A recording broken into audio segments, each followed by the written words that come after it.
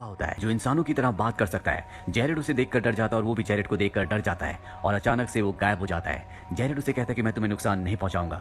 वो जेरेड के सामने तो आ जाता है लेकिन वो अदृश्य होता है। जेरेड कहता है कि मैं तुम्हें देख क्यों नहीं पा रहा। वो कहता है क्योंकि मैं नहीं चाहता। और इसके बाद वो विजिबल हो जाता है। वो बताता है कि मेरा नाम थिम्बलटैक है। पर जब थिम्बलटैक जेरेड के हाथ में वो डायरी देखता है जो आज से 80 साल पहले आर्थर स्पाइडर विक ने लिखी थी, तो वो गुस्से से हरा हो जाता है। थिम्बलटैक कहता है कि आर्थर स्पाइडर विक ने मुझे इस डायरी को छुपाकर सुरक्षित रखने के लिए कहा था ताकि किसी के हाथ ना लगे। मैंने इसके ऊपर वार्निंग चिट भी लगाई थी लेकिन तुमने फिर भी इसे खोल दिया। मुलग्रेथ को इस डायरी के बारे में पता चल चुका होगा। वो किसी भी कीमत पर इस डायरी को अब हासिल करना चाहेगा। तुम इस डायरी को सर्कल के बाहर मत ले जाना। दरअसल इस घर के चारों तरफ एक सर्कल है जो पत्थरों से बना हुआ है और उन सर्कल्स के अंदर कभी भी गॉब्लिन्स या मुलग्रेथ नहीं आ सकता। और जब एक खिड़की से बाहर देखते हैं तो वहां पर देखा जाता है कि जेरेड का भाई सर्कल के बाहर चला गया है, जिसके ऊपर कुछ इनविजिबल जीव हमला कर देते हैं जिन्हें जेरेड नहीं देख पा रहा होता। पर जब थिम्बलटेक उसे गोल्ड स्टोन देता है तो उसके जरिए वो देखता है कि बहुत सारे गॉब्लिन्स उसके भाई को पकड़कर अपने साथ ले जा रहे हैं और जेरेड अपने भाई को बचाने के लिए निकल पड़ता है। पत्थरों के उस सर्कल को पार कर जाता है जिसके पार जाने के लिए उसे थिम्बलटेक ने मना किया था। उसके पास इस वक्त डायरी भी होती है और वो उस जगह पहुंच जाता है जहां पर बहुत सारे गॉब्लिन्स होते हैं जिन्होंने उसके भाई को कैद कर दिया होता है। यहाँ पर उसे एक और गॉब्लिन मिलता है जिसे कैद किया गया था, जिसका नाम हॉग है, जो मुलग्रेथ को मारना चाहता है क्योंकि उसने उसके पूरे परिवार को मार दिया था। और अब हॉग यहाँ पर जेरेड की आंखों में थूक फेंकता है जिससे उसे बिना स्टोन के भी सारे गॉब्लिन्स दिखना शुरू हो जाते हैं। जिसके बाद वो गॉब्लिन्स जो जेरेड को उठाकर लाए थे वो मुलग्रेथ को बुलाते हैं जो जमीन के अंदर से बाहर निकलता है, जो कि पूरी तरह से एक इंसान होता है। हॉग जेरेड को बताता है कि जिस रूप में तुम उसे देखना चाहते हो वो तुम्हें उसी रूप में दिखेगा, यानी कि किसी का भी रूप धारण कर सकता है। मुलग्रेथ जेरेड के भाई के पास जाता है और उसे कहता है कि वो डायरी मुझे दे दो जो तुम्हें मिल चुकी है। वो कहता है कि मुझे कोई डायरी नहीं मिली और जब उसकी तलाशी ली जाती है तो उसके पास डायरी नहीं होती लेकिन उसके परिवार की एक फोटो होती है। मुलग्रेथ कहता है कि अगर तुमने मुझे डायरी वापस लाकर नहीं दी तो मैं तुम्हारे पूरे परिवार को मार दूंगा और वो जेरेड के भाई को छोड़ देता है। इसके बाद गॉब्लिन्स बताते हैं कि हम गलती से जेरेड के भाई को ले आए, दरअसल उसका जुड़वा भाई है जिसे डायरी मिली है। मुलग्रेथ कहता है कि जाओ और उस डायरी को हासिल करो और डायरी मिलने के बाद उसके पूरे परिवार को मार देना। वहीं जेरेड अपने भाई सीमन तक पहुंच जाता है। सीमन चाहता है कि वो डायरी किसी भी कीमत पर वापस मुलग्रेथ को दे दे ताकि उसके परिवार की जान बच जाए, पर जेरेड उसे ऐसा करने से मना करता है। और जब ये दोनों आपस में लड़ रहे होते हैं तभी वहां पर बहुत सारे गॉब्लिन्स आ जाते हैं जो इनके ऊपर हमला कर देते हैं। ये अपनी जान बचाने के लिए घर की तरफ सर्कल के अंदर की तरफ भागते हैं। हालांकि जेरेड तो सर्कल के अंदर चला जाता है लेकिन सीमन बाहर रह जाता है। एक गॉब्लिन उसके पैर पर काट कर उसे जख्मी कर देता है। जेरेड अपने भाई को अंदर ले आता है पर तब ये देखते हैं कि इनकी बहन सर्कल के बाहर है जिसके पास तलवार भी होती है। जिसके बाद गॉब्लिन्स उसके ऊपर हमला कर देते हैं। जेरेड के पास जो स्टोन होता है वो अपनी बहन को देता है जिस स्टोन से वो सभी गॉब्लिन्स को देख सकती है और अपनी तलवार से उन पर हमला करती है। जिसके बाद जेरेड अपनी बहन को भी सर्कल के अंदर ले आता है, यानी कि अब इस सब के सब सुरक्षित हैं। अब जेरेड की बहन जेरेड से कहती है कि हमें मेलग्रेथ को ये डायरी वापस कर देनी चाहिए ताकि हम सब की जान बच जाए। पर तभी वहां पर थिम्बलटैक आ जाता है। वो कहता है कि अगर तुमने उन्हें डायरी दी तो तुम्हारे पूरे परिवार को मार देंगे। ये फैसला करते हैं कि ये उस डायरी को जला देंगे। ये सभी गॉब्लिन्स के आगे उस डायरी को जलाते हैं लेकिन वो डायरी नहीं जलती बल्कि आग बुझ जाती है।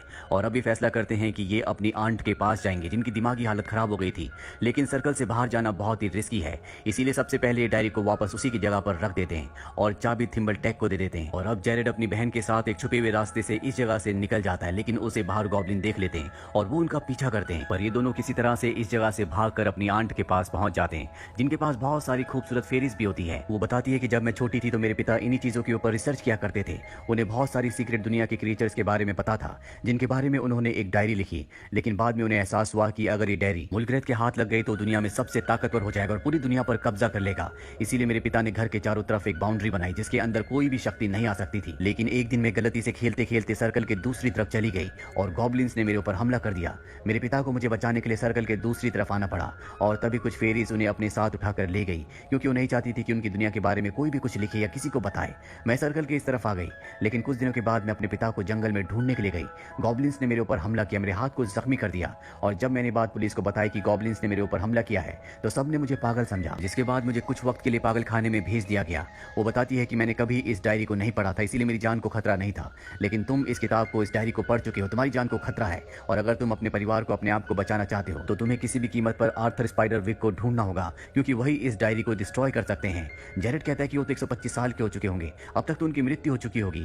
उसकी आंट कहती है कि नहीं, वो अब भी जिंदा है, वो परियों की दुनिया में है और वहां पर कोई इतनी जल्दी नहीं मरता। अब जब जेरेड विंडो के पास होता है तभी एक गॉब्लिन उस पर हमला करके उससे डायरी छीनने की कोशिश करता है, पर तभी जेरेड की जो आंट होती है उसके ऊपर नमक फेंक देती है और वो वहां से भाग जाता है। पर डायरीज के कुछ पेजेस वो अपने साथ ले जाता है। जेरेड अपनी बहन के साथ घर वापस आ जाता है और ये देखते हैं कि सर्कल के दूसरी तरफ एक भी गॉब्लिन नहीं है। इन्हें शक होता है कि कुछ ना कुछ गड़बड़ है और तभी यहाँ पर हॉग आ जाता है। ये वही गॉब्लिन है, इसने जेरेड की आंखों में स्पिट करके उसे विजन दिया था जिससे वो कभी भी किसी भी गॉब्लिन को देख सकता है। और वो यहाँ पर जेरेड और उसकी बहन को बताता है कि डायरी के जो पेजेस तुमसे गॉब्लिन लेकर भागा था उससे से मुलग्रेथ को पता चल चुका है कि सर्कल के अंदर कैसे आना है और जल्दी वो तुम्हारे घर के ऊपर हमला कर देंगे। बच्चे अब समझ जाते हैं कि किसी भी तरह से इन्हें आर्थर को ढूंढना होगा।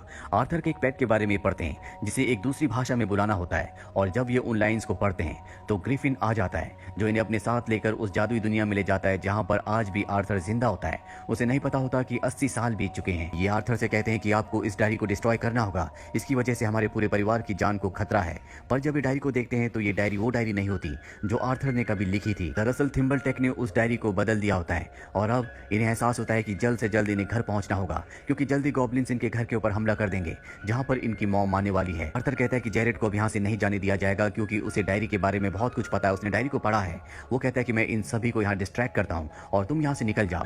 वो यहाँ पर रहने वाले जीवों को डिस्ट्रैक्ट करता है और आर्थर अपने भाई बहन के साथ उसी पक्षी पर बैठकर वापस अपने घर पहुंच जाता है, जहां पर वो देखते हैं कि गॉब्लिन्स इनके घर के बाहर कुछ डाल रहे होते हैं जिससे सर्कल के अंदर आ सकते हैं। इनकी मॉम भी यहाँ पर आ जाती है, लेकिन ये अपनी मॉम की गाड़ी को डायरेक्ट सर्कल के अंदर ले आते हैं और इसके बाद वो अपनी मॉम को भी सभी गॉब्लिन्स को दिखाते हैं। इन्हें समझ में आ जाता है कि इनके ऊपर हमला होने वाला है, इसीलिए एंट्री की हर एक जगह पर इस सॉल्ट गिराना शुरू कर देते हैं। साथ ही इन्हें ये भी पता होता है कि टोमेटो सॉस के एक खास सिरम से गॉब्लिन्स को मारा जा सकता है, जो इन्होंने पहले बहुत ज्यादा मात्रा में बना दिया होता है। सॉल्ट घर की हर एक एंट्री में होता है, इसलिए गॉब्लिन वहां से नहीं आ सकते।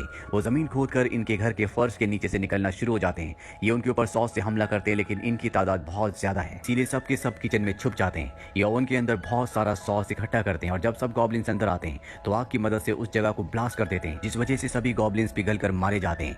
थिम्बलटेक भी असली डायरी को ले आता है और अब इनका कोई दरवाजा नॉक करता है। जब भी दरवाजा खोलते हैं तो यहाँ पर जेरेड उसके भाई बहन के पिता होते हैं, जो घर की हालत देखकर पूछते हैं कि यहाँ पर क्या हो रहा है। वो बताते हैं कि इस डायरी की वजह से सब कुछ हुआ है और अब जेरेड के पिता उससे डायरी लेने की कोशिश करते हैं। पर जेरेड उनसे पूछता है कि पहले मुझे वो बात बताओ जो आपने कहा था कि मैं मिलकर बताऊंगा। वो कहते हैं कि मैं तुमसे यही कहना चाहता था कि मैं तुमसे बहुत प्यार करता हूँ। जेरेड कहता है कि आपका आंसर गलत है और वो उनके सीने पर चाकू से वार कर देता है, क्योंकि उसे पता चल गया होता है कि ये उसके पिता नहीं है बल्कि ये मुलग्रेथ है। मुलग्रेथ भी अपने असली रूप में आ जाता है। जेरेड यहाँ से डायरी को लेकर डम वेटर से ऊपर की तरफ जाता है, लेकिन मुलग्रेथ अब सांप बनकर उसका पीछा करना शुरू कर देता है। जेरेड छत पर पहुंच जाता है, लेकिन अब वहां से गिरने वाला होता है, पर तभी वो अपने सामने हॉक को देखता है और उसके पास जो डायरी होती है वो उसे जमीन की तरफ फेंकता है। पर मुलग्रेथ इससे पहले कि जमीन पर डायरी गिरती, पक्षी बनकर उस डायरी को पकड़ लेता है।